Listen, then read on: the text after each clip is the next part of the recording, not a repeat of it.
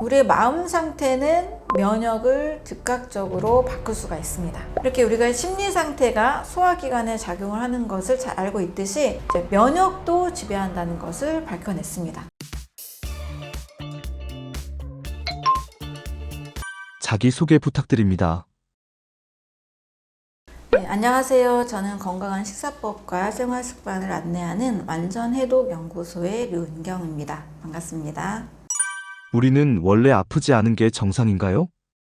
요즘 너무 많은 사람들이 약을 하나 이상씩 드시고 아프다 보니까 아픈 삶이 당연하다라는 생각이 좀 만연한 것 같습니다. 특히 어느 정도 나이대가 되면 50대, 60대, 70대 되면 고혈압, 고지혈증, 당뇨 이런 질환들의 약을 하나 이상씩 많이 드시는 것이 되게 일반화가 많이 됐잖아요. 어디를 가도 좀 연세 있는 분들을 만나면 하나, 두 개, 세 개, 심지어 어떤 분 20알, 30알까지도 드시는 분을 봤습니다. 이렇게 약을 드시는 분들이 주변에 많이 있다 보니까 나이 들면 원래 아파. 나이 들면 원래 병들게 돼 있어. 이 생각이 만연한 것 같습니다. 저는 이 생각을 먼저 바꿔야 우리가 건강한 삶을 살 수 있다라고 굳게 믿고 말씀을 드리고 있습니다. 사람의 몸의 구조를 보면 정말 병에 걸리지 않도록 지켜주는 시스템이 너무나 많습니다. 일단 신진대사가 잘 돼야 건강하다. 이거 누구나 알고 있는 이야기잖아요. 영양소를 음식을 통해서 잘 섭취하고 소화시켜서 에너지로 만들고 또 피와 살을 구성하는 우리 몸의 신진대사 시스템이 굉장히 정밀하고 굉장히 신비롭고 오묘하게 늘 돌아가고 있습니다. 행여라도 조금 문제가 생길까봐 우리 몸은 외부로부터 병원균이나 또 바이러스나 곰팡이 또 우리 몸속에서 만들어지는 여러 독소들에 대해서도 제거하는 시스템이 굉장히 잘 되어 있습니다. 그래서 이렇게 우리 몸은 약 11가지의 시스템으로 인해서 생명을 유지할 수 있는 구조가 굉장히 오묘하게 세팅이 되어 있습니다. 그래서 관리만 잘 하면 큰 문제만 없으면 사람의 몸은 아주 건강하게 살 수 있도록 만들어져 있습니다. 원래 사람의 몸은 건강하게 만들어져 있다. 그렇게 설계되어 있다. 이것을 꼭 저는 늘 말씀을 드리고 있습니다. 몸에 생긴 염증, 어떻게 해야 하나요? 염증의 뜻은 불꽃염 증세증을 써서 불꽃이 일어나는 우리 몸에 하나의 증세가 있다 이런 뜻인데요. 쉽게 설명을 드리면 어떤 유해한 자극이 들어왔을 때 우리 몸은 이걸 제거하기 위해서 여러 가지 제거하는 면역 반응들이 일어납니다. 이 면역 반응들이 일어나다 보니 몸 안에서는 마치 전쟁터처럼 제거하는 과정에서 여러 물질들이 생기면서 5가지 증상을 같이 수반하게 돼요. 염증에는 5대 증상이 있다라고 말씀을 드릴 수 있고요. 그 증상에는 발열, 열이 나고요. 통증, 염증이 있으면 좀 그 부분이 통증이 있죠. 그리고 발적, 빨갛게 부어오릅니다. 부종, 그 부분에서 이제 붓는 증상이 일어나고요. 또 기능 상실이 5번째 증상입니다. 염증이 일어나는 부분이기 때문에 거기서는 그 자체로 원래의 기능을 수행하지 못하죠. 그래서 염증이라는 것은 유해한 자극을 대처하는 우리 몸의 보호 반응이다. 생명 시스템이다. 이렇게 이해할 수 있습니다. 염증하면 대부분 다 왠지 나쁘다라고 생각을 하잖아요. 위염, 대장염, 또 아이들 많이 걸린 중이염 해서 염자로 끝나는 질병이 모든 내과 질환의 70% 이상을 차지하고 또 암으로도 발전할 수 있기 때문에 염증하면 뭔가 나쁘다라는 생각이 있는데 원래는 그렇지 않습니다. 염증 반응을 해야만 우리 몸에 유해한 성분들을 제거할 수 있기 때문에 살아가기 위해서 반드시 필요한 하나의 생명 반응이 맞습니다. 문제는 염증 반응이 계속 일어나는 환경이 돼버린 것이 문제죠. 예를 들면 내 몸에서 끊임없이 독소 같은 음식을 먹어서 몸에서 처리해야 되는 첨가물이나 여러 대사 찌꺼기 독소들이 많은 상태가 오래 지속되는 것, 만성염증으로 가는 것이 문제고요. 또 몸 속에서 아주 디테일하게 아주 세밀하게 일어나는 미세염증이 문제가 됩니다. 혈관 쪽에서 조직 속에서 또 세포 안에서 일어나는 이런 미세염증들이 온몸 곳곳에 있는 상태, 이런 것들이 문제가 되는 거죠. 그래서 염증이 오래 지속될 때 우리 몸에서 굉장히 제대로 기능을 수행하지 못하기 때문에 아프고 큰 병으로 갈 수 있는 상태가 생기게 됩니다. 그래서 염증 자체는 살기 위한 반응이지만 내가 어떤 관리가 잘 안 돼서 오래되는 만성염증으로 가게 되는 것, 이것이 문제가 될 수 있습니다. 그래서 염증이 잠깐 일어나서 내 몸이 다시 회복되는 것, 지극히 정상이고요. 만성염증이 생기지 않도록 내 몸을 깨끗하게 독소가 쌓이지 않는 몸을 만드는 것, 이것이 중요하다고 볼 수 있습니다. 네, 미세염증 그리고 만성염증이 오랫동안 돼서 바로 생겨나는 것이 암이라고 볼 수 있습니다. 그래서 암세포는요, 정상적인 조직에서 일어난 게 아니잖아요. 암세포가 일어나는 여러 환경들이 있지만, 제가 이제 상담 시에 많이 이제 듣는 이야기가, 저는 온몸에 혹이 참 많아요, 이런 말씀 하시는 분들이 있거든요. 또 하나의 혹이 무록이라 할지라도 뭐 췌장 무록, 또 간에 생기는 무록, 또 뭐 난소에 생기는 무록, 여기저기 이제 혹이 많이 발생하는 분들이 계시는데, 이런 분들의 특징이 바로 염증 수치가 높고 염증이 많이 생기는 이렇게 몸 상태가 돼버린 경우가 상당히 많습니다. 그래서 만성염증은 오래 둘수록 이제 혹으로 발전하면서 또 이 혹도 나쁜 환경이 지속되면 이제 암으로 발전할 수 있기 때문에, 그래서 미리 관리가 필요합니다. 그래서 만성염증은 혹이 될 수 있고 암이 될 수 있다, 이걸 기억하시면 됩니다. 염증이 생겨나는 원인은 무엇인가요? 염증의 원인은 우리 몸에서 제거하려고 하는 외부 물질, 또 내부 물질이 될 수가 있습니다. 외부 물질이라 한다면 세균이 될 수 있고요, 바이러스가 될 수 있고 곰팡이들이 될 수 있죠. 외부에서 사람의 몸에 침입하려고 하는 것들을 방어하는 이 과정이 바로 염증이니까, 방어하는 과정 중에 일어나는 증상이 염증이기 때문에 일단 세균, 바이러스, 곰팡이 이런 것들 볼 수 있습니다. 그런데 이런 자연스럽게 발생하는 이런 외부 물질 외에도 우리가 음식을 잘못 먹어서 생기는 그런 외부 물질이 또 있죠. 예를 들면 뭐 가공식품, 패스트푸드, 너무 이제 산화된 기름으로 튀겨서 만든 여러 음식들, 첨가물이 너무 많이 들어있는 음식들, 이 첨가물들은 대부분 화학 성분이잖아요. 그래서 우리 몸에 들어왔을 때 이 화학 성분을 간에서 처리하려고 합니다. 또 신장을 통해서도 노폐물들을 계속 우리 몸이 걸러내고 있죠. 근데 이런 노폐물들의 종류와 양이 너무 많아지게 되면 우리 몸은 이것을 또 해결하는 데 있어서 굉장히 많이 곤혹을 치릅니다. 간과 신장에서 다 해독되지 않는 물질은 몸 곳곳에 또 쌓여 있을 수밖에 없습니다. 이게 쌓여 있으면서 발생하는 것이 또 염증이 될 수가 있습니다. 그 외에도 잘못된 식사로 인해서 대사 독소, 소화 독소들이 또 찌꺼기가 되고 그것들이 염증을 일으키는 원인이 될 수 있습니다. 이제 음식을 너무 다양하게 많이 먹어서 속이 불편한 경우들이 생길 수 있잖아요. 과식 습관은 또 만병의 원인이 될 수 있잖아요. 다양한 음식을 잘못 먹게 되면 우리 몸에서는 이제 소화 독소, 대사 독소들이 많이 생깁니다. 이제 이런 것들이 몸에 또 쌓이면서 질병이 생길 수가 있게 되는 거죠. 몸에서 염증이 일어나는 원인은 무엇인가요? 염증 자체는 어떤 외부 물질이 들어와서 생기는 증상이라고 이해하시면 되는데, 이것이 생기는 전반적인 우리 몸의 생체 시스템의 용어로 표현하면 그것이 바로 면역입니다. 면역의 뜻은 면할면, 역병역을 써서 큰 어떤 전염병을 면한다라는 뜻이지만, 전염병의 원인이 되는 세균, 바이러스 외에도 우리 몸으로 들어오는 외부 물질 또는 내부에서 생겨난 이물질들을 제거하는 하나의 큰 시스템 과정을 면역이라고 하죠. 우리가 뭐 면역력이 좋아야 된다, 또 면역력을 키우자, 이런 표현 하잖아요. 뭐 암에 걸렸을 때는 내가 면역력이 떨어졌다, 이런 이야기 표현들을 하는데, 일단 외부 내부로부터 생겨난 이물질들을 제거하는 신체 방어 시스템을 면역이라 할 수 있습니다. 이 면역의 결과 생겨나는 증상이 바로 염증인 거죠. 한마디로 이제 전쟁터에서 막 이제 아군과 적군이 전쟁을 치르게 되죠. 이 전쟁을 전체 치르는 과정을 면역이라고 할 수 있고요. 전쟁을 치르는 그 과정 중에 막 폭격이 이루어지고 사람이 죽고 그 부분이 막 뜨거워지고 하는 증상이 생기죠. 이것을 염증이라고 할 수 있습니다. 그래서 면역의 결과 염증이 생겨난다, 이렇게 이해하실 수 있습니다. 네, 염증의 형태도 상당히 다양합니다. 일단 염증은 쉽게 생각하면은 이제 우리가 눈으로 관찰할 수 있는 염증이 있고, 또 그 눈으로 관찰이 되지 않은 몸속에서 일어나는 염증, 크게는 그렇게 보여지는 염증과 잘 보여지지 않는 염증으로 나눠볼 수 있습니다. 가장 쉽게 우리가 관찰할 수 있는 염증은 상처 났을 때, 그리고 여드름 같은 거 났을 때 고름이 생기잖아요. 바로 이 고름이 호중구들이 많이 쌓여서 세포 체액과 함께 만들어지는 이제 염증, 농이라고 볼 수 있습니다. 그래서 고름성 염증이 이제 피부 바깥에서 또는 이제 몸속에서 크론병 같은 경우에는 몸속 점막에서도 막 고름이 생기죠. 이렇게 관찰이 될 수 있는 염증, 고름성 염증이 있습니다. 또 장액성 염증도 있습니다. 비염이 생기면 콧물이 막 줄줄 흐르잖아요.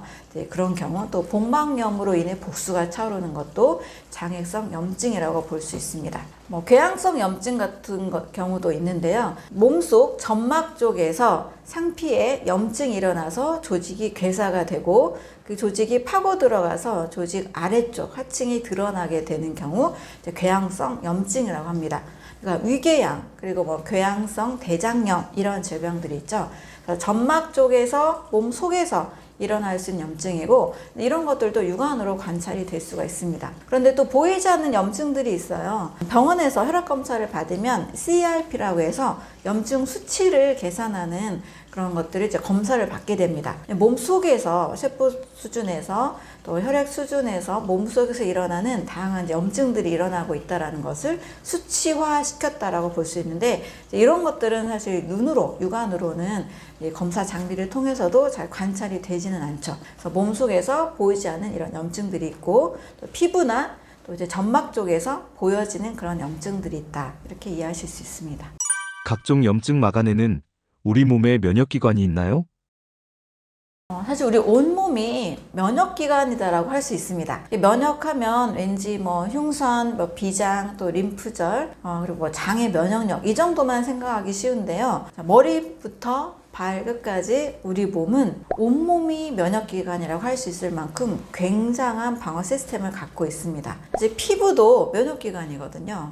피부도 상처가 나거나 또 피부가 너무 얇아서 쉽게 피부 장벽이 얇은 분들 계시는데 그럴 경우에는 세균 바이러스 침투도 상당히 많이 잘 되게 되는 거죠. 그리고 이제 눈도 눈물이 흐르고 또 눈곱이 생기고 하잖아요. 이것들도 이물질들이 잘 들어오지 않도록 생겨나는 하나의 방어 시스템이 될 수 있습니다. 또 코에도 코털이 있고 또 콧물도 나고 코딱지도 생기잖아요. 이것도 코에 있는 코털들 또 콧물을 통해서 이물질을 계속 방어하고 내보내는 과정이라고 할 수 있습니다. 또 소화기관도 보면 제가 침도 굉장한 면역기관이 될 수 있는 하나의 큰 살균제다.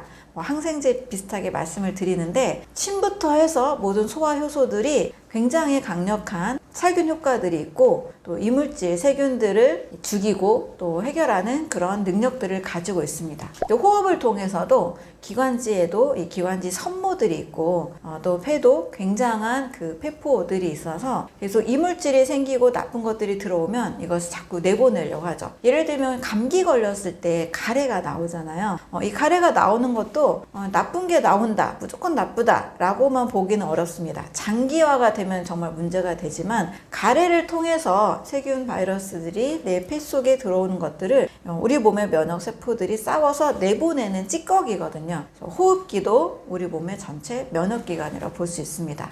비뇨 생식기도 마찬가지예요. 이쪽에서 나오는 어떤 분비물들 또 적절한 이제 pH, 산염기 농도들이 어떻게든 세균과 바이러스가 침입하지 않도록 우리 몸을 지켜주고 있습니다. 그리고 많은 사람들이 알고 있는 실제 이제 림프절이나 림프 기관들, 아까 말씀드렸던 편도, 그다음에 흉선, 비장 이런 조직들, 또 300개가 넘는 이제 림프절들이 온몸에 이제 면역 세포들이 훈련되기도 하고 성장 성숙되기도 하고 전쟁터에서 만난 많은 이제 이물질들을 가지고 와서 제거하는 역할들을 합니다. 자, 이제 그 중에서 가장 정말 핵심적인 또 면역기관이다라고 할 수 있는 게 바로 골수입니다. 이제 뼛속에 있는 이제 본메로라고 해서 뼛속에 있는 물질이 있죠.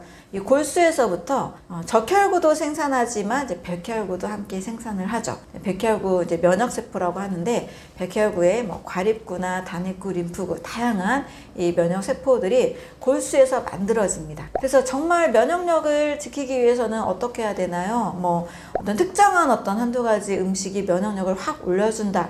저는 이제 이것보다는 항상 이제 근본적인 생각을 하다 보니까 골수가 튼튼해야 돼요. 이제 이런 말씀들을 많이 드립니다. 네, 골수를 어떻게 튼튼하게 하나요? 그러면 또 오장육부, 신진대사, 소화, 흡수, 뭐 배설, 해독 이런 모든 것들을 이제 같이 병행해야 되겠는데요. 아무튼 골수에서 피를 생산하는 그 능력이 근본적으로 정상적으로 잘 돌아가고 튼튼해질 때 건강한 면역 세포가 잘 생산이 되고 또 잘 성숙해질 수가 있습니다. 골수를 튼튼하게 하십시오. 가장 좀 근본적인 면역력이 올라가는 방법이라 할 수 있습니다. 골수를 튼튼하게 하려면 어떻게 해야 할까요? 골수를 튼튼하게 만드는 방법, 이런 이제 강의나 이런 질문을 사실 별로 하지 않는 것 같습니다.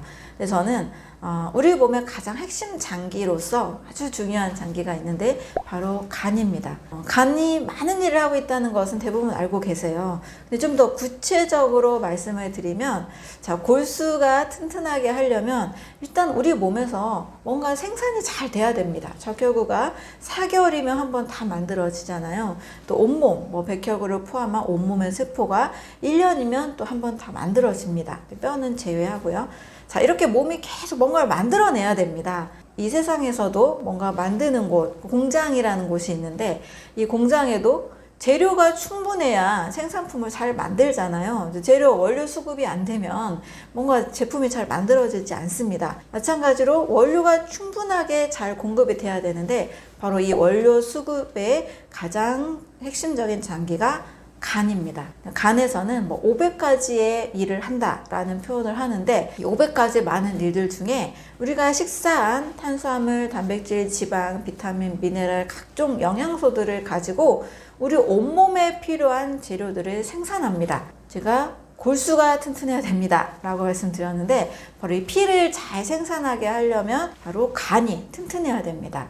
간에 문제가 생긴 분들, 간경화나 간에 염증이 심하다거나 간에 특정한 간암이 있다거나 문제가 있는 분들이 일단 조혈 작용이 잘 되지 않습니다. 또 피를 토하는 일도 일어나게 되는데요. 바로 간 기능에서 조혈 작용을 담당하기 때문입니다. 우리가 간하면 뭐 피로는 간 때문이야 이 정도만 알고 있는데 가장 더 근본적으로 우리 온몸의 재료들을 생산하는 거대한 공장이다. 그래서 면역 세포 또 조혈 작용을 감당하는 것도 가장 집중적으로 간이라고 할 수가 있습니다. 그래서 간이 튼튼할 때 피와 또 면역 세포들 조혈 작용을 활발하게 되기 때문에 간을 튼튼하게 만드는 방법이 바로 근본적으로 골수 또 면역력을 올리는 방법이라고 할 수 있습니다.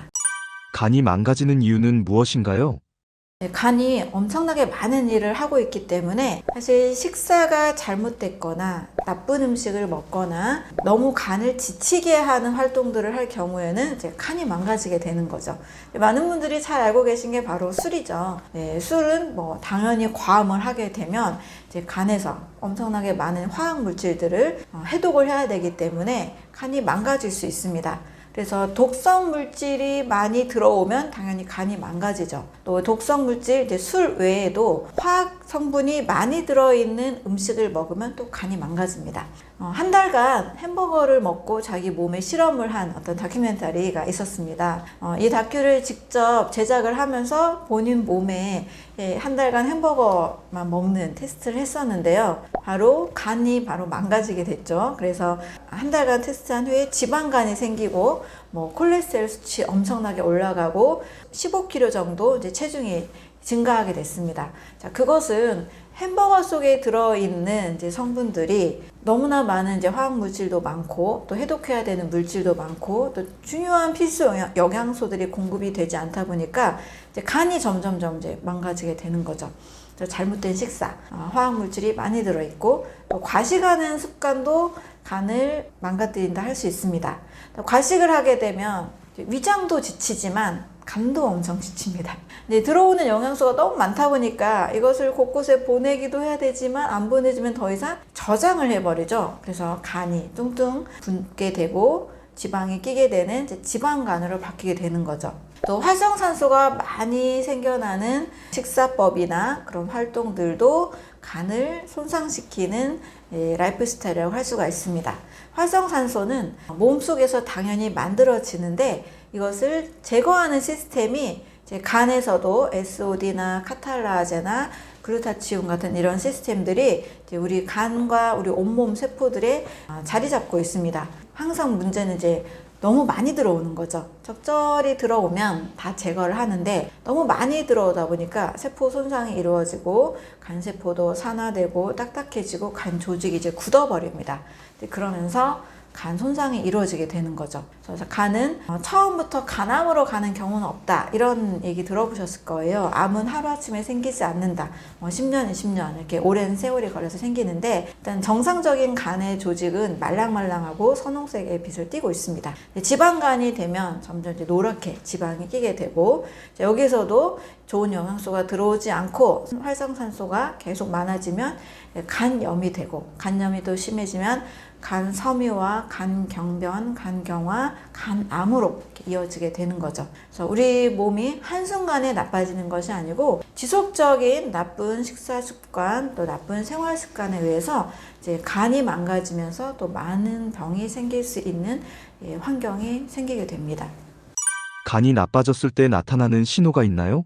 간이 나빠지면 첫 번째로 많은 분들이 느끼는 거는 바로 만성 피로죠. 피로는 간 때문이야. 이 간에서 해독을 하지 못하기 때문에 일단 피로감이 쌓이게 됩니다. 어느 순간 좀 갑자기 면역력이 떨어지고 또 살이 찐다. 이것도 1차적으로 이제 간에서 뭔가 좀 과부하가 일어나고 있다라는 신호로 보시면 됩니다. 간에서 조혈작용을 활발하게 해주고 면역세포를 만들어내는 원료들을 생산하기 때문에 간이 나빠지면 이제 면역력이 떨어지게 됩니다. 그래서 면역력이 떨어졌을 때는 이제 간 건강도 같이 점검을 해야 되는 거죠. 그래서 많은 암 환자들의 공통점으로는요, 간 손상이 먼저 오게 됩니다. 간이 활발하게 제 기능을 다 하는데 암에 걸리기는 쉬운 게 아니거든요. 그래서 독일의 의사 막스 거스는 이제 많은 말기암 환자들을 이제 성공적으로 치료한 사례들이 있는데 간 회복에 가장 중점을 두고 있습니다. 그래서 면역력이 떨어졌을 때, 또 피곤이 쌓일 때, 또 살이 쪘을 때도 역시 간 건강을 점검할 필요가 있습니다. 그러니까 살이 찌면 일단 막 운동을 하고 칼로리 계산을 하면서 칼로리를 낮추는 쪽으로 이제 다이어트를 설계를 합니다. 그리고 엄청나게 이제 단백질은 늘리고 또 탄수화물, 당분은 이제 낮추게 되죠. 당 하면 워낙에 이제 공격적인 나쁜 음식으로 알고 있다 보니까 좋은 탄수화물, 복합 탄수화물 별로 생각하지 않고 일단 당 수치를 낮춥니다. 자, 근데 그렇게 해서 다이어트에 성공한다는 것은 굉장한 이제 운동과 의지력을 가진 사람들이 소수 성공을 하게 되죠. 일반 분들은 사실 굉장히 어려운 과제입니다. 그런데 가장 저는 먼저 살이 쪘다는 것은 지방을 빼려고 하는 목표죠. 지방이라는 것은 내가 칼로리 줄이고 운동해서 빠지기도 하지만 좀 더 근본적으로 간의 신진대사를 올려서 지방을 분해하자라는 쪽으로 저는 방향을 더 잡습니다. 외부적으로 막 지방을 몸에서 막 긁어서 빼는 게 아니잖아요. 또 운동으로 지방을 태운다는 것도 상당히 어려운 일입니다. 그래서 더 근본적으로는 지방을 결국 합성하고 분해하고 이 모든 일들을 해내는 내부적으로 접근해야 되는데 지방을 합성 분해하는 장기가 간입니다. 그래서 간이 튼튼하면 지방 대사가 잘 이루어지게 돼요. 또 먼저 다이어트 하는 몸이 됐다는 것은 이제 지방간도 의심을 같이 해봐야 되기 때문에 간 건강이 또 다이어트의 가장 핵심 요소다라고 볼 수가 있습니다. 그래서 간을 튼튼하게 만드는 다이어트를 하면요, 요요 현상이 없어요. 보통 모든 다이어트는 요요가 있습니다. 이렇게 많이들 알고 계시잖아요. 하지만 외부적으로 칼로리 제한이나 운동을 통해서 정말 아주 짧은 기간에 식단 조절해서 빼는 다이어트들은 대부분 요요가 있습니다. 하지만 근본적으로 간을 튼튼하게 만드는 다이어트를 하면 간에서 지방 대사를 하니까 심각한 요요가 생기지 않습니다. 그래서 요요 현상도 없는 근본적인 몸을 만드는 것, 바로 간 건강에서 출발을 하면 됩니다. 간 수치가 좋지 않은데 녹즙과 과일 주스 먹어도 되나요? 간 수치가 파괴된 상태에는 일단 몸에서 여러 증상들이 함께 오면서 약을 먹었을 때 또 간 수치가 많이 올라가게 됩니다. 간 기능에 이제 문제가 생겼다고 볼 수 있죠. 근데 정상 수치였다가 약을 드시는 경우에 간 수치가 올라가는 것은 많은 이제 의료 전문가 분들께서도 좀 당연하다라고 말씀들 하고 계시거든요. 그만큼 간 세포가 해독하는 과정에서 이제 일부 성분들이 또 농도 수치가 이제 올라가게 돼서 간 수치가 상승합니다. 이렇게 되는데요. 반대로 알고 계시는 분들이 상당히 많이 계시더라고요. 특히 뭐 녹즙, 또 뭐 과일이나 그다음에 뭐 비타민제를 먹으면서 간 수치가 올라가서 우리 몸이 나빠지는 게 아니냐라고 생각하시는 분들이 계시는데 저는 일단 간 건강이 회복되기 위해서 간에 필요한 영양소를 반드시 드셔야 됩니다라고 말씀을 드립니다. 실제 제가 상담하는 분들은 보통 뭐 간 수치부터 해서 뭐 혈당, 혈압 여러 뭐 수치들이 문제가 있는 상태에서 많이 오시게 됩니다. 그리고 저도 이제 식이요법 중에 과일 성분, 과일과 뭐 채소 성분 도 들어가게 되고 고품질의 이제 영양제도 들어가기도 합니다. 그런데 이렇게 드셨을 때 간 수치가 정상이 돼요.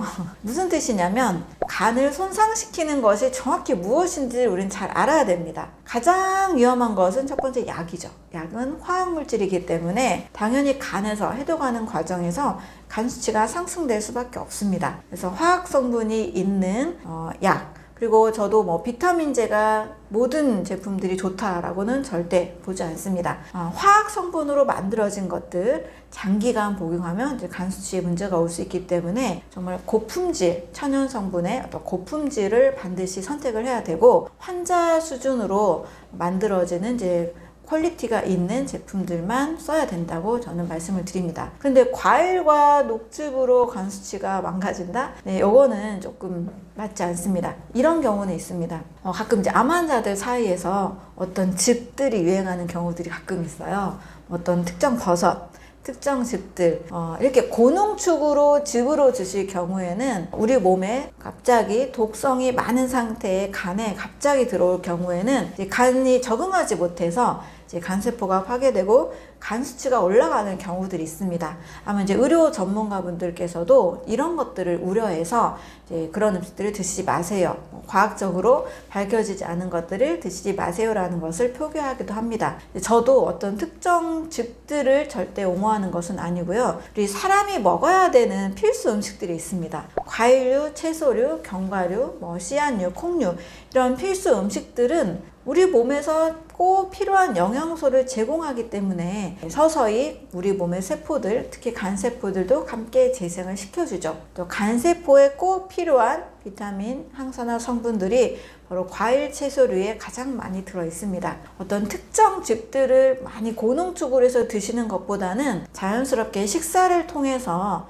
과일과 채소류들을 내 몸에 맞게 잘 적응시켜 가면서 드시는 것이 필요합니다. 특히 이제 독소가 많은 상태에서 갑작스럽게 항산화 성분이 많은 과일즙이나 채소즙으로 고농축으로 드실 경우에는 간세포가 적응하지 못해서 오히려 더 파괴가 되는 일들이 있을 수 있기 때문에 식사를 통해서 씹어 드시는 형태를 추천을 드립니다. 물론 이제 암 환자들 경우에는 과일과 채소를 갈아서 그것을 섬유질과 함께 드시거나 또 즙으로 드시는 경우도 물론 있는데 특정 음식의 어떤 한 가지 고농축즙이 아니라 과일 채소류를 너무 달지 않게 잘 갈아서 먹는 해독 주스 정도로는 괜찮습니다. 식사로 드시거나 너무 고농축이 아닌 해독 주스를 하루에 뭐 3잔에서 5잔 드시는 것들, 내 몸의 세포의 상태에 맞게 서서히 적응하면서 드시는 방법들은 안전하고 괜찮습니다. 면역의 핵심은 장인 이유가 무엇인가요? 장 면역력이 우리 온몸의 80%를 차지한다라고 할 정도로 장은 면역력에 또 굉장히 중요한 요소입니다. 간은요, 조혈작용을 하는 이제 골수의 생산을 돕는 역할로서 중요한 부분이고요. 실제 면역 세포들이 가장 많이 활동하고 있는 장소가 바로 장입니다. 장은 굉장히 길죠. 소장도 있고 대장도 있는데 그 중에서 이 소장에 파이어판이라는 일부 점막 육모에 있는 부분이 있습니다. 이 파이어판 안에는 림프 세포들이 굉장히 치밀하게 주둔을 하고 있어요. 자, 왜냐하면 우리 소장의 역할을 생각해 보면 이해가 됩니다. 위에서 다양한 음식물들이 이제 서로 섞이면서 쪼개져서 또 위에가 잘 버무려져서 소장으로 보내죠. 소장에서 흡수를 합니다. 그런데 위에 우리가 항상 뭐 100% 깨끗한 음식만 먹는 게 아니잖아요. 정말 각종 음식들, 또 각종 뭐 뭐 세균, 바이러스, 곰팡이도 있을 수 있는 그런 성분들이 위에 들어옵니다. 그래서 위액을 통해서 위산을 통해서도 어느 정도 제거가 되지만 그 많은 성분들을 걸러내야 되니까 바로 이 걸러내는 장치로서 수많은 면역 세포들이 이제 소장 점막 안에 굉장히 많이 주둔을 하고 있는 거죠. 그래서 외부 음식들로부터 우리 몸을 지켜서 좋은 것만 흡수를 해야 되는 역할을 소장이 하기 때문에 소장 안에 굉장히 많은 면역 세포, 림프구들이 주둔을 하고 있습니다. 그래서 소장의 이 면역 세포들의 그 면역력을 측정해 보면 몸 전체의 무려 80%를 차지한다 라고 하기 때문에 장 면역력이 굉장히 중요합니다.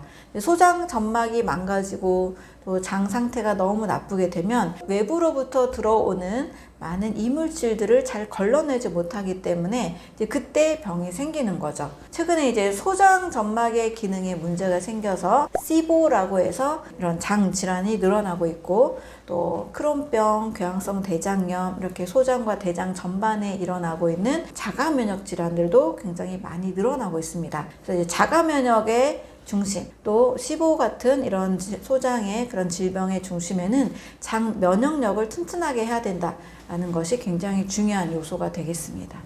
장 트러블이 잦은 사람은 면역력도 떨어지나요? 장에 계속 문제가 있는 사람들은 실제 면역력이 매우 낮습니다. 특히 아토피가 있거나 크론병이나 궤양성 대장염이 있거나 이런 분들은 지금 그것 자체가 면역력이 낮다라는 것을 의미하고 있는 거거든요. 그래서 장의 면역력이 떨어진 상태에서는 몸 전체의 면역력도 떨어진다라고 볼 수가 있는 거죠. 그래서 장을 튼튼하게 하는 것이 면역력의 가장 중심이다.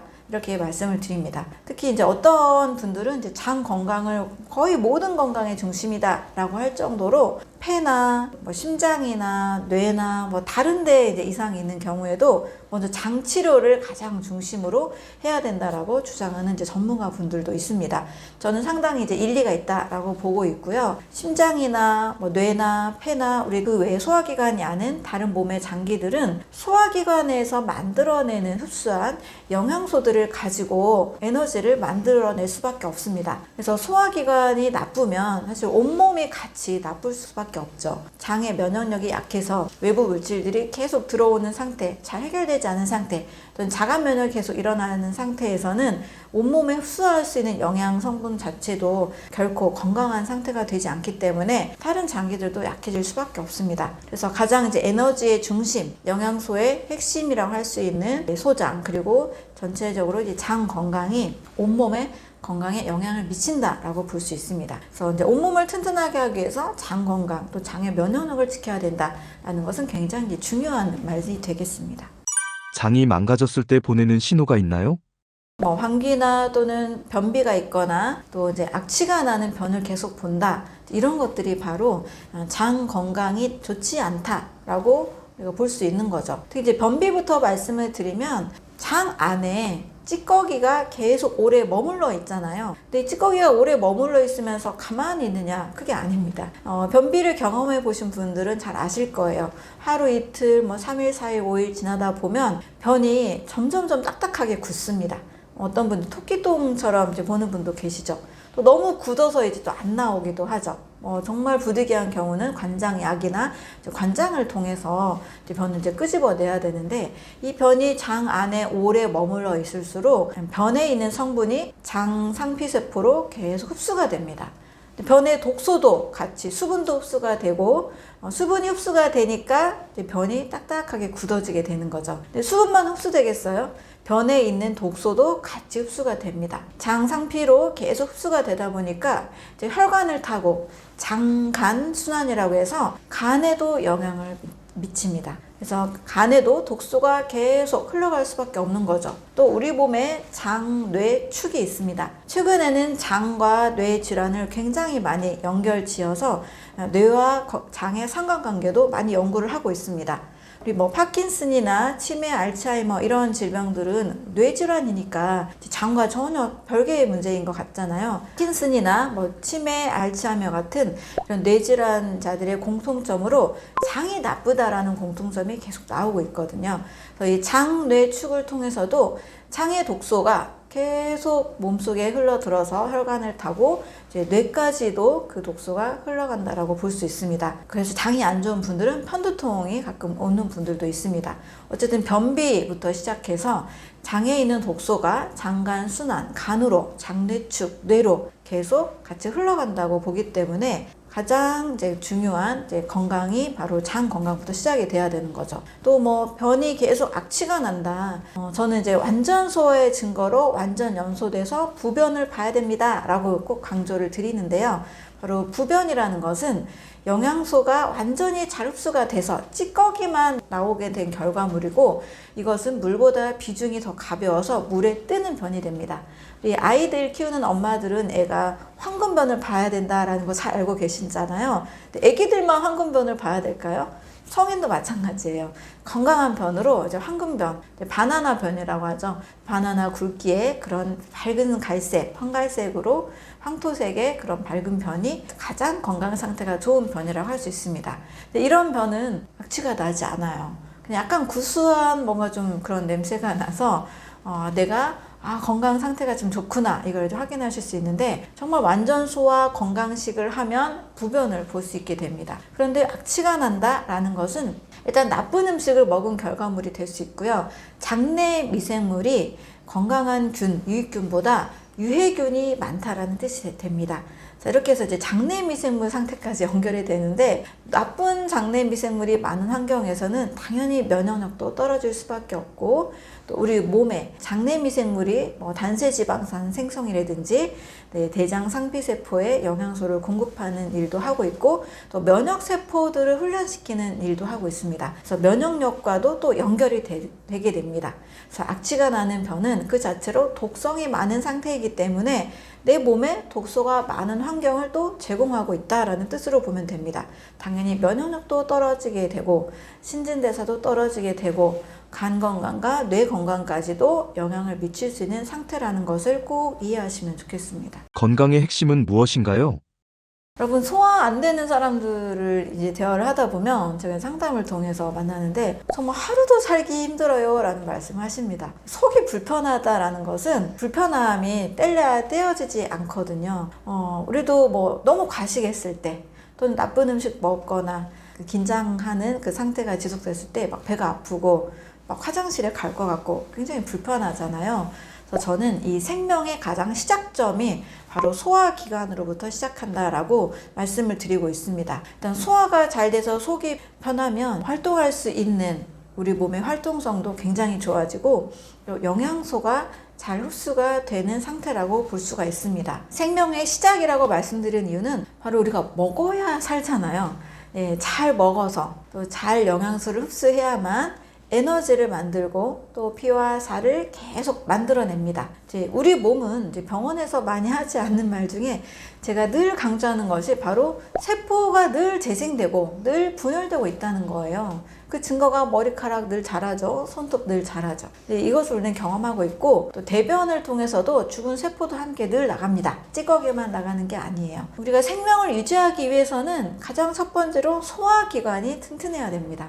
잘 먹어야 건강하다, 이 말을 우리가 늘 듣고 자랐는데요. 잘 먹는다 속의 개념에는 골고루 동시에 많이 먹는 것만 의미하는 게 아니죠. 좋은 영양소가 내 몸에, 특히 세포에, 또 온몸의 오장육부에 잘 흡수되고 영양이 잘 전달돼서 에너지를 만들고 피와 살을 잘 만드는 것을 의미합니다. 그러기 위해서는 첫 번째로 소화기관이 튼튼해야 되는 거죠. 그래서 생명의 바로 시작되는 시작점이다. 바로 소화기관이 매우 중요하다고 볼 수 있습니다. 그런데 우리는 좀 늘 행복하게 또 맛있게 즐겁게 먹는 것만을 생각하다 보니까 내 몸의 소화기관이 얼마나 오묘하고 얼마나 섬세하게 일을 하는지를 좀 잘 놓치기가 쉽습니다. 당장 이제 입에 좋은 것만을 좀 선택하기가 쉽잖아요. 그 입이 즐거운 상태만을 만족하다 보면 소화기관은 굉장히 고생을 하게 됩니다. 또 많은 분들이 놓치는 것 중에 하나가 너무 성분 집착으로 가는 경우도 있습니다. 예를 들면 탄단지 비율, 비타민, 미네랄 몇 그램, 또 어떤 영양제 몇 그램 이런 것만 따지다 보니까 식사 음식 자체가 가지고 있는 어떤 생명이 담긴 효소 성분이나 또 신선한 음식에 담긴 어떤 파이토케미컬, 식물 영양소 이런 것들을 좀 놓치기가 쉽습니다. 특히 너무 분석적으로 가다 보니까 탄단지, 비타민, 미네랄 모든 영양소를 담았어요 하면서 어떤 파우더가 나온 형태도 있고 한 끼 영양 성분이 다 있다라고 해서 가루, 선식 이런 가루 성분들이 이제 나오기도 하는데요. 다 문제가 있는 것은 아니지만 너무 그렇게 가다 보니 음식 자체가 주는 어떤 생명력을 좀 간과하기 쉽다라는 거죠. 그래서 저는 하루에 한 끼 정도는 꼭 신선한 음식, 자연과 가까운 음식을 드세요를 꼭 말씀을 드리고 그 음식의 중심에 이제 과일을 늘 강조합니다. 물론 이제 채소와 함께 강조하기도 하고요. 견과류 섭취도 많이 강조하는데 이렇게 생명이 깃들어 있는 음식을 먹는 것과 그냥 이거 하나하나에 화학적으로 분석한 성분을 그램을 계산하고 칼로리를 계산하는 것과는 천지 차이입니다. 매우 다릅니다. 그래서 생명의 시작에는 이제 소화기관이 있고 소화기관이 좋아하는 식사를 하는 것, 소화기관이 무리를 주지 않는 식사를 하는 것, 이것을 매우 중요하게 말씀을 드립니다. 특히 요즘 이제 혈당에 굉장히 많이 관심 있죠. 혈당 연속 측정기까지 달고 다니면서 혈당 다이어트도 많이 하시고 심지어 이제 젊은 20, 30대도 굉장히 많이 관심을 가지고 계시는데 너무 혈당 집착으로 가다 보니까 더 근본적인 췌장의 건강 상태를 또 놓치기 쉽다는 겁니다. 쉽게 말씀을 드리면 혈당이 높지 않은 음식을 선택하려고 하는 게 혈당 다이어트를 하는 분들의 목적이죠. 그러다 보니 좋은 탄수화물도 좀 배제하고 너무 단백질 위주로 갑니다. 이 단백질은 혈당에 문제가 없으니까. 그러다 보니 혈당 자체는 문제가 없지만 췌장 건강을 또 그렇게 생각한 식사는 아닌 경우가 많습니다. 단백질 중심으로 간다고 해서 다 좋은 식사냐? 그렇지 않다고 봅니다.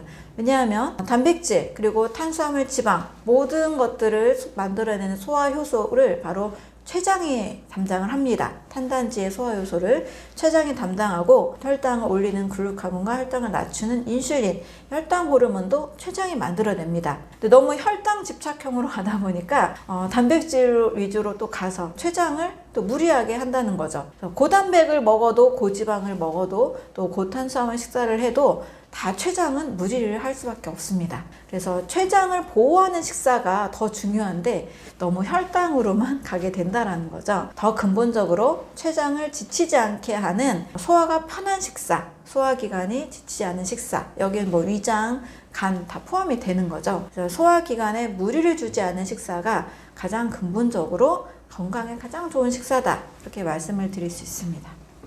튼튼한 소화기관을 만드는 식사는 어떤 식사일까요? 첫 번째로는 당연히 가공식, 가열식보다 자연 식사입니다. 가공 가열 식사를 많이 하는 현대인들, 그리고 특히 한국인들의 경우도 보면 요즘 당뇨 인구 너무 많죠. 인구의 거의 절반이 당뇨와 당뇨 전 단계인데 가공식품 그리고 가열 식사를 많이 하다 보면 소화기관은 소화효소를 많이 만들어야 되고 일을 많이 해야 됩니다. 일단은 음식 자체에 효소가 없는 식사를 하다 보니까 소화기관은 소화효소를 계속 생산해야 되는 거죠. 소화효소라는 것은 살아있는 음식에만 담겨 있습니다. 가열하는 순간 다 파괴가 되고 가공된 음식에는 당연히 들어있지 않습니다. 이렇게 효소가 결핍된 식사를 하면 소화기관이 지치게 됩니다. 효소가 많이 들어있는 식사는 그 자체로 효소가 풍부하기 때문에 소화기관이 그렇게 일을 많이 하지 않아도 돼요.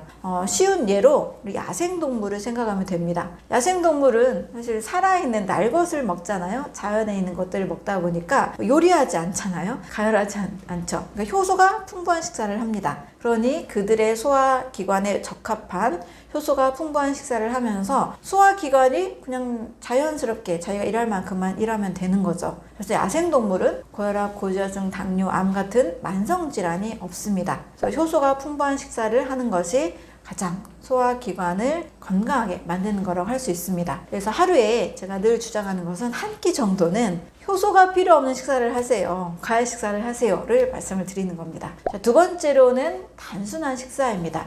자, 복잡한 식사를 할수록 소화기관은 고생합니다. 그것이 바로 뷔페 식사인 거죠. 우리가 골고루 잘 먹어야 된다라는 말을 많이 듣고 자라다 보니까 동시에 골고루 잘 먹으려는 오류를 범하게 됩니다. 그런데 뷔페 식사 가서 정말 정말 골고루 다양한 음식을 드시잖아요. 그런데 소화가 잘 되나요? 많은 분들이 다 경험하셨을 거예요. 소화가 안 됩니다. 네, 뭐 가스가 나고 방귀가 나고 막 속이 계속 더부룩하죠. 자, 그것은 동시에 다양한 음식을 골고루 많이 먹으라는 것이 아니고요. 세포 속에 다양한 영양소가 흡수된 상태를 말하는 거죠. 근데 골고루 동시에 다양하게 먹으면 일단 탄단지, 소화효소가 다 다르기 때문에 소화기관이 너무나 일을 많이 해야 됩니다. 특히 이제 췌장은 탄단지를 다 만들어내는 기관이죠.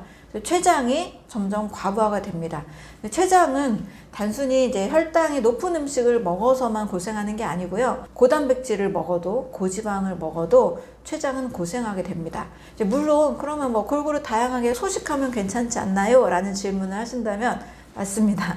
소식을 하면 고생을 덜 합니다.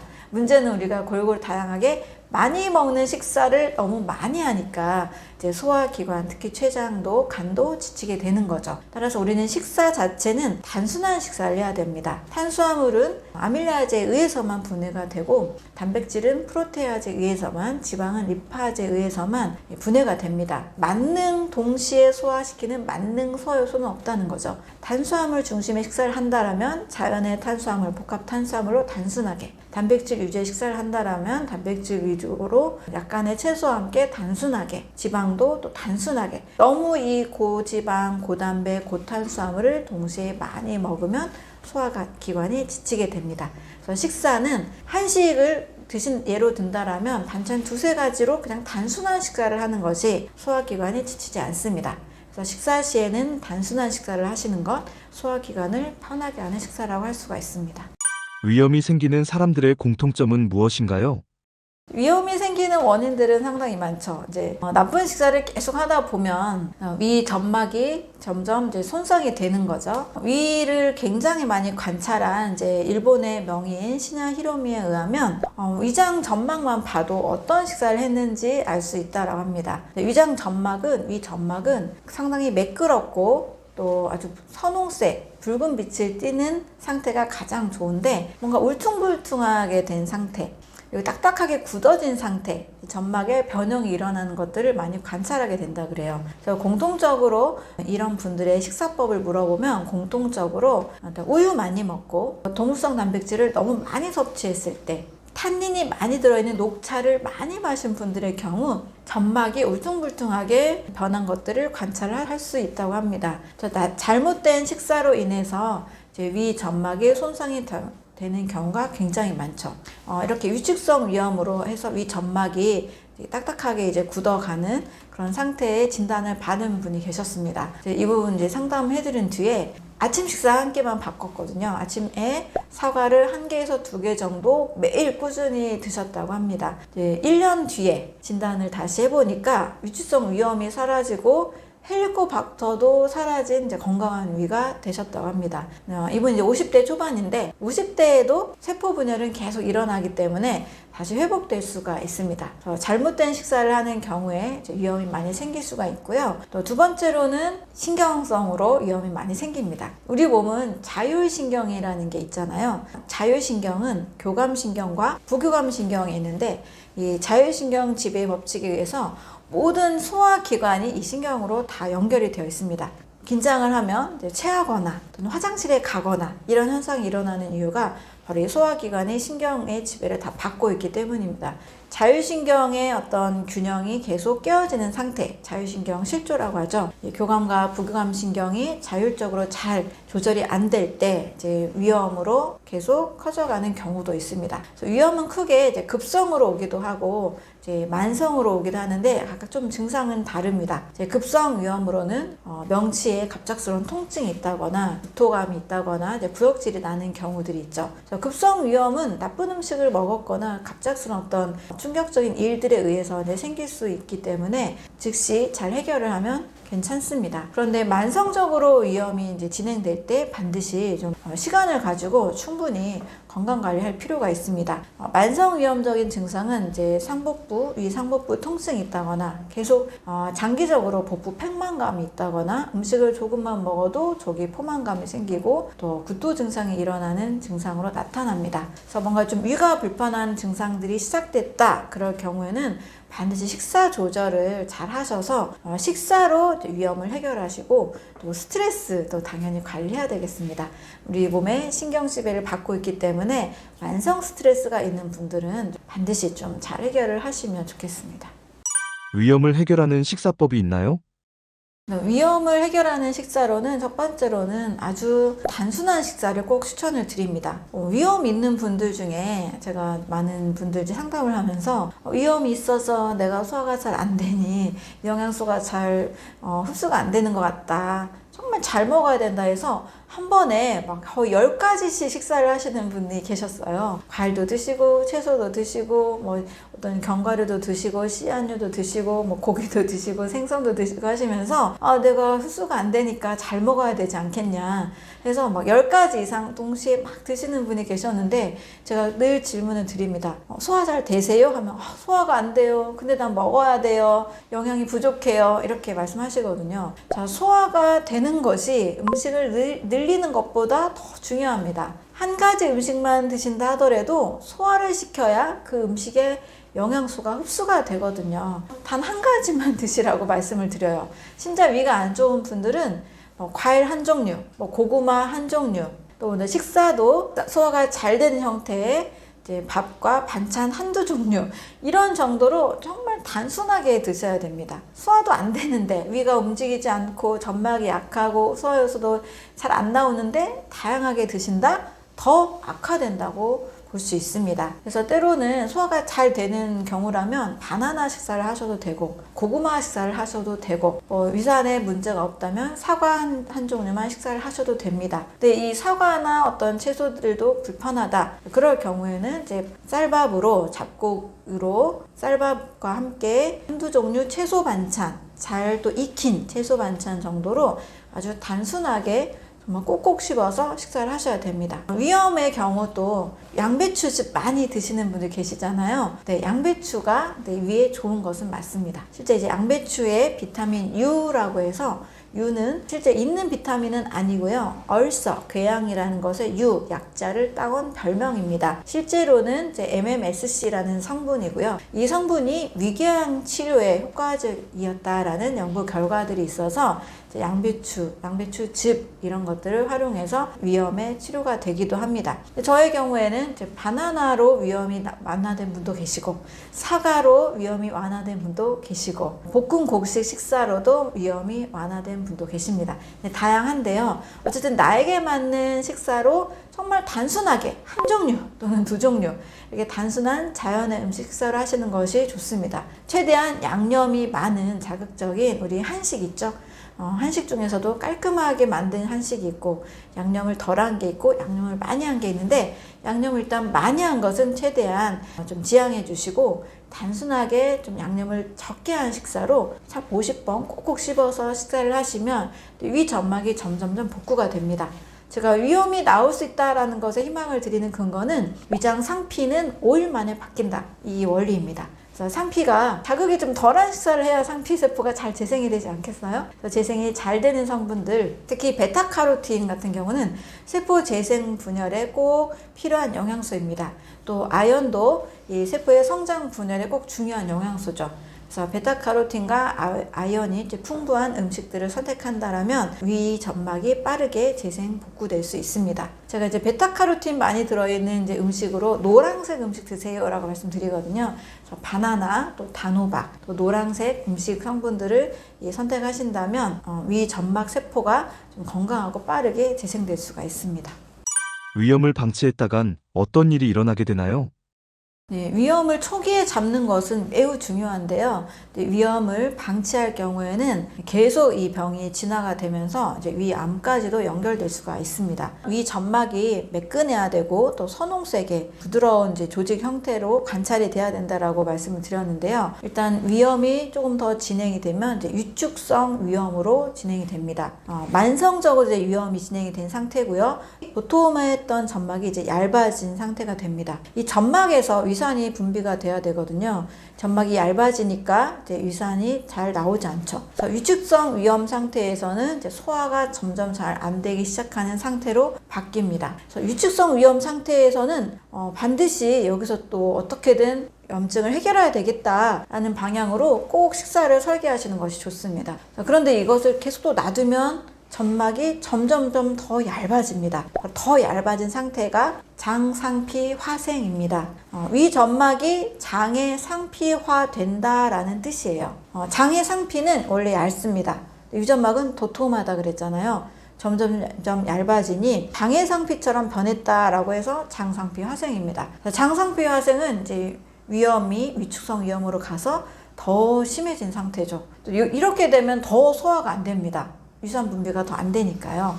그래서 장상피화생으로 가는 것도 반드시 막아야 되겠습니다. 또 이제 위궤양이 있는데요. 위궤양은 이제 위 점막이 더 손상이 돼서 파고들어서 그 안에서 웅덩이, 구멍이 생기면서 이제 노랗게 염증까지, 화농성 염증까지 생기는 상태를 의미합니다. 그래서 시작은 염증인데요. 놔두면 점점 염증이 심해져서 구멍이 생기게 되는 궤양으로 발전하게 됩니다. 그래서 위궤양 상태가 되신 분들은 이 점막이 막 상처가 나서 막 구멍이 뚫리고 염증이 생겼으니까 얼마나 아프시겠어요.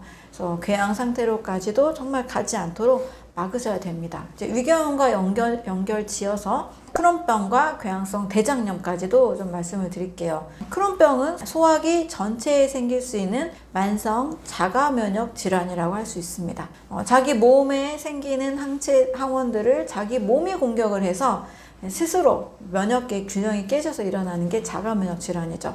소화기 전체에 일어날 수 있는 이제 것이 바로 크론병이고, 크론병 생기면 정말 너무 심각하죠.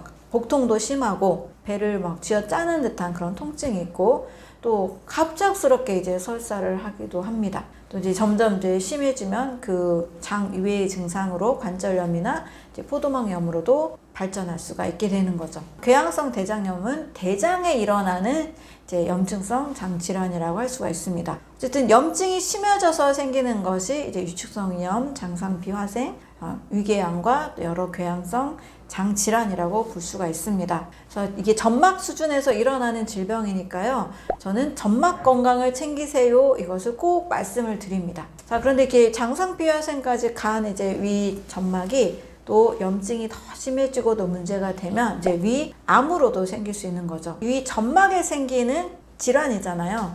그래서 시작은 염증이라는 것. 이것을 꼭 이해하시고 염증부터 잡아야 되겠다 하면 이제 암으로 크게 발전하지 않죠. 또 이제 소화가 안 되고 속이 좀 불편하다. 그냥 단순한 증상이 아니고요. 큰 질병이 갈 수 있는 초기 증상이니까요.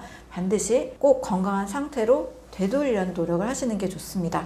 약으로 그냥 좀 대충 소화불량 생기거나 좀 염증 좀 속쓰리거나 약으로 좀 잠깐씩 누르는 경우들이 있는데 잠깐씩은 괜찮아요. 뭐 너무 불편하면 약의 도움을 받아도 됩니다. 그런데 근본적으로 이 점막 세포들이 튼튼할 수 있게 어떻게든 식사법을 통해서 또 너무 이제 신경 쓰는 일이 있다면 나의 이제 스트레스 조절을 통해서 관리를 통해서도 반드시 염증을 되돌리려는 노력을 꼭 하시면 좋겠습니다.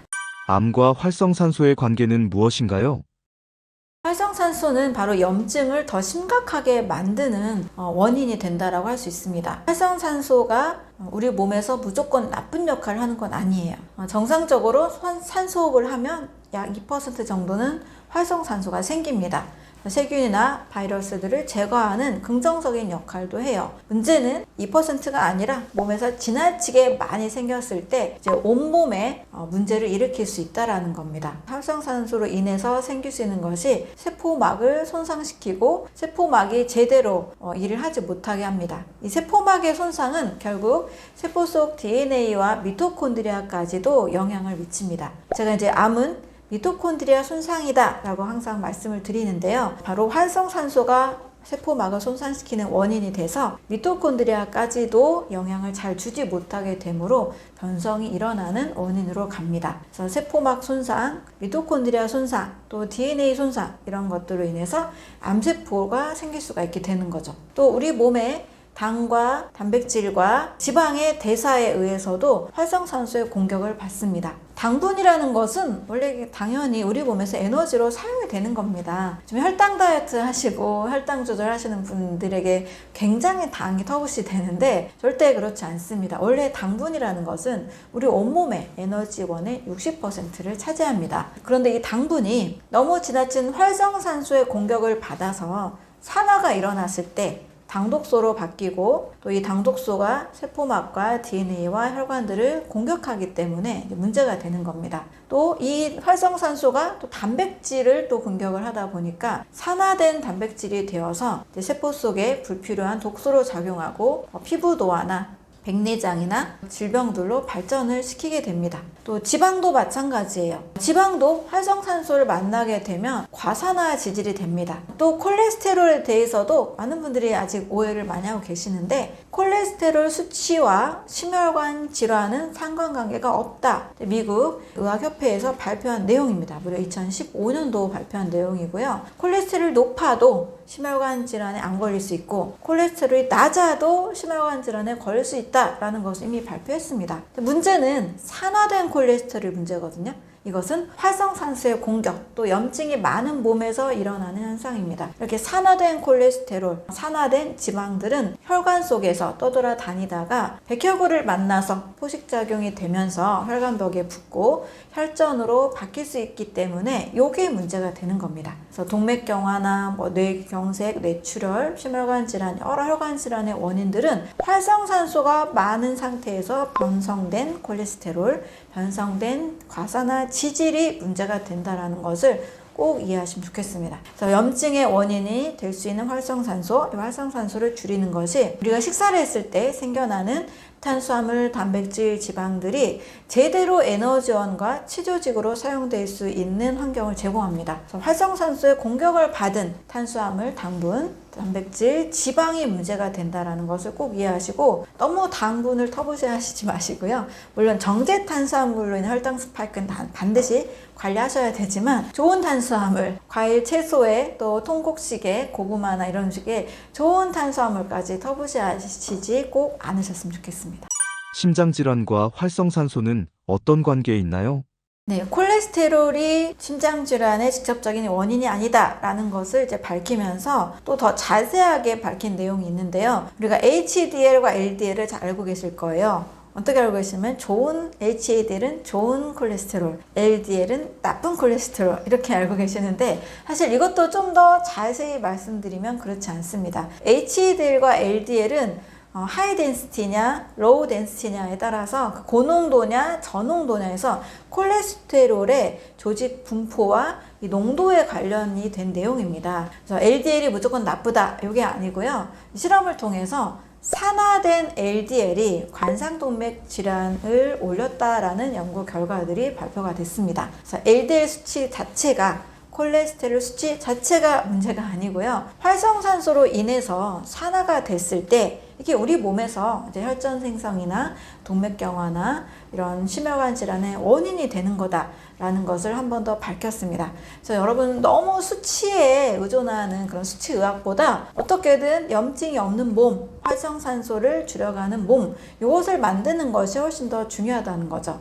그리고 어느 정도 나이가 들면서 혈압도 좀 올라가고 콜레스테롤 수치도 올라가는 것이 정상이다라고도 미국 의학협회에서는 발표를 했습니다. 그래서 나이 드신 분들이 다 혈압이 높고 콜레스테롤 높아서 다 병에 걸렸다 이런 연구 결과가 발표되지 않았습니다. 그래서 나이에 비례해서 혈압이나 콜레스테롤 수치가 살짝 올라가면서 활성산소가 없이 염증이 없는 몸을 가진 분들은 다 건강한 상태를 유지했다는 것을 발표했기 때문에 우리 몸에서 너무 수치에 의존하지 마시고 어떻게든 활성산소를 없는 몸을 만드는 것, 항산화 영양소가 풍부한 식사를 하는 것, 이것이 가장 중요한 포인트라고 할 수 있습니다.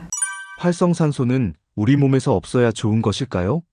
네, 활성산소와 이 생명 현상을 나타낸 그래프가 있는데요. 그러니까 산소흡을 하면 이산화탄소도 만들어지고 활성산소도 만들어집니다. 이게 정상이에요. 약 2% 정도는 활성산소가 생기는데 활성산소가 있을 때 이들이 하는 좋은 역할이 또 있습니다. 적당한 활성산소는 세균, 바이러스, 곰팡이들을 제거하는 좋은 역할을 합니다. 가장 첫 번째로 중요한 역할이고요. 두 번째로는 세포끼리의 신호 전달에도 영향을 미칩니다. 세포들은요, 굉장히 그냥 단순한 게 아닙니다. 우리는 내 몸에 이렇게 늘 붙어 있는 또 보이지 않는 아주 작은 단위이다 보니까 세포들이 얼마나 서로 소통을 하는지 잘 모를 수가 있습니다. 근데 세포들은요, 세포막을 구성하는 단백질을 통해서 긴밀하게 소통을 합니다. 우리가 가족이나 또는 회사 어떤 공동체 조직 속에서 서로 소통이 안 되면 불통이 일어나면 일 자체가 안 되고 문제가 많이 생기잖아요. 이와 같이 세포끼리도 서로 신호를 전달하는데 이런 서로 신호 전달하는 역할에 있어서도 활성산소가 좋은 역할을 하고 있습니다. 네, 세 번째로는 호르몬을 생성하는 역할도 하고 있습니다. 우리 몸에 호르몬이 잘 만들어지지 않으면 문제가 생기잖아요. 특히 이제 성장 호르몬, 성호르몬, 여러 호르몬들이 있는데 우리가 간과하기 쉬운 게 성장 호르몬은 어린이들만 나오고 성장기 청소년만 나온다고 알고 있는 경우입니다. 그렇지 않습니다. 성장 호르몬은 나이가 많음에 따라서 이제 반비례로 조금씩 줄어들지만 우리가 살아가는 동안에 이 성장 호르몬이 계속 나오고 있고 또 성호르몬이 나오면서 제대로 된 온몸 전체 신진대사에 좋은 역할을 합니다. 이 호르몬 생성에도 활성산소 역할이 있고요. 네 번째로는 세포의 성장과 분열에 있어서도 활성산소가 좋은 역할을 하고 있습니다. 세포는 늘 성장합니다. 늘 재생 분열됩니다. 그래서 내 몸에서 잘 식사를 하고 식사를 잘하고 또 활성산소가 적당한 활성산소를 유지해서 세포의 성장 분열을 계속 해낸다라면 우리 온몸이 계속 건강한 좋은 상태를 유지를 할 수가 있습니다. 최강의 항염 항암 밥상은 어떤 밥상인가요? 꼭 먹어야 되는 항염 밥상으로 저는 이제 매일 우선순위 밥상 이렇게 드세요로 말씀을 드립니다. 자연에 있는 식물 식사들은 다 항염 밥상이 될 수 있습니다. 그 중에서 이제 과일류 500g, 채소류 200에서 500g, 콩류 50g, 통곡식과 그다음에 견과류, 씨앗류 25에서 50g 이렇게 말씀을 드립니다. 이걸 이제 우선순위로 하시고 그다음에 통곡식과 해조류와 버섯류를 곁들여서 식사를 하신다면 이 음식 안에 있는 식물 성분들은 다 항암 성분이 됩니다. 항암이라는 것은 암세포의 성장을 막는 거잖아요. 그래서 암세포가 성장하지 않게 하면서 면역세포의 먹이가 되는 것은 식물 영양소라고 해서 식물에 들어있는 성분들이라는 것은 많은 과학자들에 의해서도 밝혀졌습니다. 이런 식물 성분들은 과일, 채소류, 견과류, 씨앗류에 많이 들어 있습니다. 그래서 이제 우선순위 밥상으로 아까 말씀드린 비율들을 꼭 먼저 챙겨 드시고 나머지 음식들은 조금 자유롭게 드셔도 좋겠습니다. 또 항암 밥상으로 한다라면 단순히 또 성분만을 강조하기 쉬운데요. 저는 내 몸의 소화기관에 정말 편안한 소화기관을 편안하게 해주는 간단한 식사를 꼭 추천을 드립니다. 골고루 잘 먹어야 건강하다는 세포 속의 영양 성분의 상태입니다. 식사법의 방식이 아닙니다. 그래서 한 번에 드실 때 정말 반찬 두세 가지 정도로 정말 단순한 식사로 하신다라면 그 자연에 담겨있는 음식들이 완전히 소화가 돼서 그 성분들이 세포 속에 고스란히 영양소가 될 수 있습니다. 그래서 완전 소화 밥상 식사법을 꼭 기억하시고 단순하게 자연의 음식으로 잘 드시기 바랍니다. 그래서 항암 식단, 매일 드시는 그런 자연의 음식들이 항암 식단이라는 것을 기억하시고 맛있게 드시기 바라겠습니다. 마음이 면역에도 영향을 미칠까요? 우리가 심리적으로 우리의 마음 상태는 면역을 즉각적으로 바꿀 수가 있습니다. 자율신경계가 있죠. 교감신경과 부교감신경이 있는데요. 바로 이 교감신경과 부교감신경을 통해서 면역의 규칙을 발견한 연구 결과가 있습니다. 면역혁명의 저자 아보 도우르라는 사람에 의해서 자율신경과 면역 백혈구 법칙을 밝혀낸 거예요. 그래서 교감신경이 지배하는 백혈구가 있고 부교감신경이 지배하는 백혈구가 있다는 것을 확인을 했습니다. 실제 면역 외에도 우리 소화작 부작용에는 뭔가 내 심리 상태가 작용하는 것을 많이 경험을 해보셨을 거예요. 뭔가 긴장되는 일이 있고 큰 중요한 일이 있으면 막 소화효소가 안 나옵니다. 그것은 교감신경계가 소화기관을 지배하기 때문에 소화효소 분비를 억제하고 위장관 운동을 억제합니다. 반대로 좀 이제 편안해지면 소화가 되기 시작하죠. 그때 이제 부교감신경이 작용을 하기 때문입니다. 이렇게 우리가 심리 상태가 소화기관에 작용을 하는 것을 잘 알고 있듯이 면역도 지배한다는 것을 밝혀냈습니다. 예전에는 이제 위궤양이나 십이지장 궤양이나 궤양성 대장염, 크론병 이런 질병들, 또 암이나 자궁내막염이나 난소낭종 같은 이런 질병들의 원인을 일단 병원에 가면 속 시원하게 좀 말씀을 잘 해결을 듣지 못하는 경우가 상당히 많이 있었습니다. 그냥 스트레스성입니다. 이렇게 좀 얘기를 많이 하게 되는데 면역혁명의 저자 아보 도울에 의하면 이런 질병들은 교감신경의 지배를 받아서 과립구가 공통적으로 늘어난 상태다라는 이야기를 합니다. 과립구라는 것은 백혈구의 한 종류인데요. 호중구, 호염구, 호선구를 의미합니다. 병원에서 혈액검사 하시잖아요. 그러면 백혈구 수치, 적혈구 수치, 호중구, 호염구, 호선구가 다 이제 영어로 표기가 돼 있습니다. 이 질병 상태에서는 과립구가 공통적으로 늘어난 현상을 아보 도우르가 발견하게 된 거죠. 따라서 교감신경이 너무 항진되어 있는 경우, 만성적으로 그럴 경우에 과립구가 늘어나면서 위궤양, 크론병, 십이지장 궤양 이런 질병, 암 같은 질병이 생길 수 있다라는 이 규칙을 발견했습니다. 반대로 알레르기성 비염이나 아토피나 천식, 감기 이런 바이러스 질환들이 많은 분들은 또 공통적으로 림프구가 늘어나는 것을 관찰을 하게 되었습니다. 바로 부교감신경의 지배를 받을 때 림프구가 확 늘어나게 되는데요. 이때 지나치게 늘어나는 경우입니다. 이럴 때는 천식이나 아토피나 알레르기 같은 또 감기 바이러스성 질환들이 많이 생기게 되는 현상들을 발견을 하게 된 거죠. 그래서 예전에는 이런 질병들을 그냥 단순히 스트레스성입니다. 원인을 알기 어렵습니다. 이렇게 표현을 했었는데 교감과 부교감 신경에 따라서 각각 지배하는 백혈구의 종류가 다르다라는 것을 공통적으로 확인을 하게 된 거죠. 그러면 이것이 어떤 의미가 있느냐? 바로 원인을 잘 알았으니까 해결을 하면 되는 겁니다. 암 환자들의 경우 저도 이제 대화를 하다 보면 굉장히 많이 이제 긴장성의 그런 성향을 가지고 있는 분들이 많이 있습니다. 한마디로 이제 교감신경이 많이 항진된 상태라는 거죠. 그래서 위궤양이 있다거나 크론병이나 궤양성 대장염이나 암 같은 그런 질병에서는 부교감신경 항진이니까 반대로 부교감신경을 항진시키는 형태로 라이프 스타일을 반드시 바꿔주시는 것이 필요합니다. 반대로 감기 바이러스 질환이나 또 알레르기, 비염, 천식, 아토피가 있는 경우에는 너무 부교감신경이 항진돼 있다 보니까 이제 교감신경 항진 상태, 약간의 어떤 긴장성, 또 어떤 성취감을 느낄 수 있는 즐거운 활동들, 보람이 있는 그런 느낌을 만들어내는 이런 활동들이 또 교감신경 항진이 어느 정도 필요하다는 겁니다.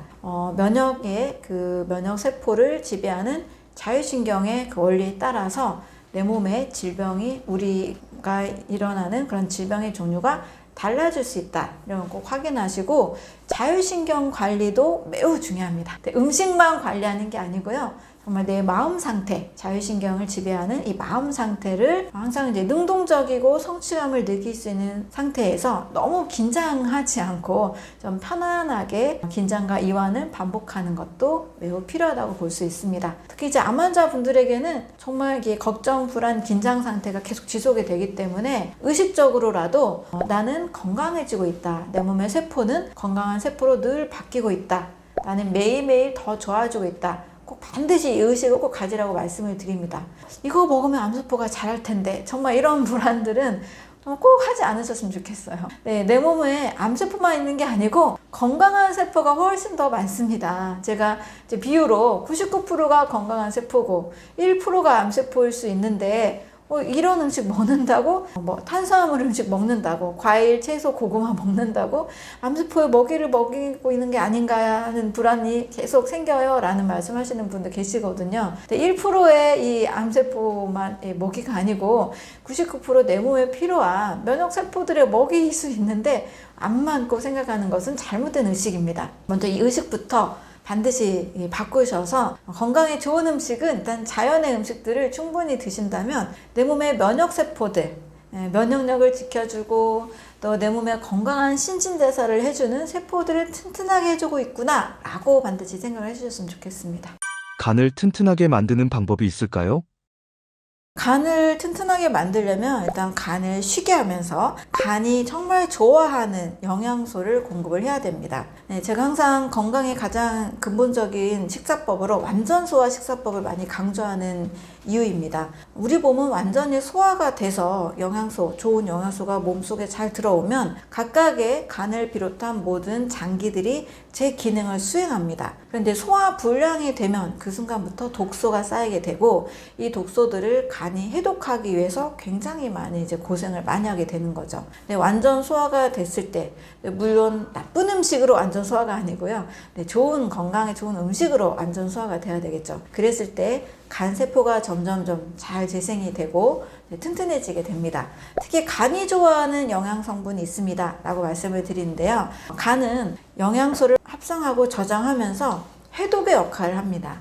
간 해독이 우리 온몸의 독소의 70% 정도를 해독한다고 하죠. 이 간 세포가 이렇게 영양과 해독의 두 가지를 하다 보니까 꼭 먹어야 되는 영양소가 있습니다. 비타민 A, 비타민 C, 비타민 E, 여러 항산화 영양소입니다.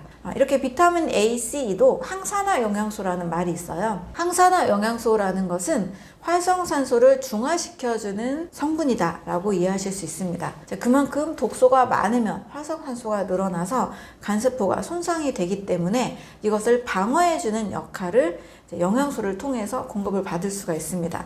비타민 A, C, E, ACE라고 많이 표현합니다. 비타민 ACE와 그리고 여러 항산화 영양소, 항산화 영양소라고 한다면 베타카로틴, 폴리페놀, 안토시아닌, 플라보노이드 계열 여러 색깔 있는 과일과 채소의 성분들입니다. 이런 성분들이 간세포에 영양을 공급해서 여러 해독들을 잘 해낼 수 있는 상태로 만들어주기 때문에 바로 좋은 영양소가 꼭 공급이 돼야 됩니다. 이런 비타민 A, C, E나 항산화 영양소들은 우리가 거의 주식으로 좀 좋아하는 밥빵, 면떡, 고기, 우유에는 거의 들어있지 않고 신선한 과일과 채소, 견과류, 필수 지방산이 많은 그런 씨앗류를 통해서 얻을 수가 있습니다. 그래서 이런 음식들을 반드시 먹어야 되는 이유는 간의 영양제가 되기 때문입니다. 그래서 간에 좋은 영양이 되는 과일류, 채소류, 견과류, 씨앗류, 콩류, 통곡식 이런 음식들을 먹어야만 간세포가 건강하게 재생이 됩니다.